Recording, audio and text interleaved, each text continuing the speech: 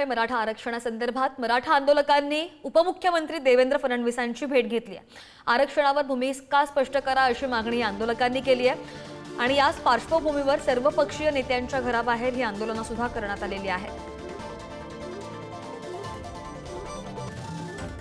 देवेंद्रजी या महाराष्ट्रात शरद पवार साहेब हे 4 वेळेस मुख्यमंत्री राहिले।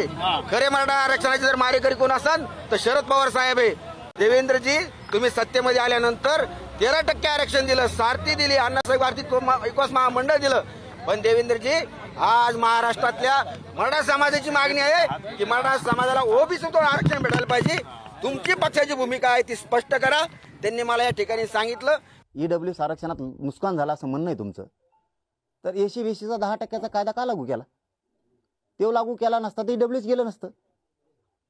कारण 2-2 आरक्षण या राज्यात घेता येत नाहीत किंवा देशात नाही घेता येत।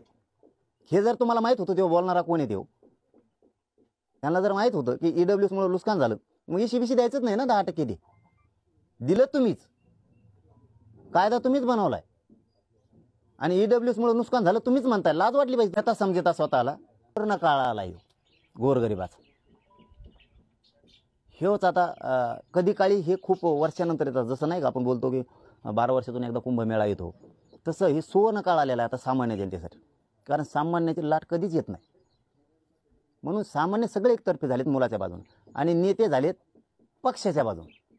ही फरक आता सर्वसामान्याच्या लक्षात आलाय की यांनी जे मिशन राबवायला सुरुवात केली मराठवाड्यात असेल, विदर्भात असेल किंवा पश्चिम महाराष्ट्रात असेल, त्यांना पक्ष मोठा करायचा आहे आणि पक्षातला नेता मोठा करायचा।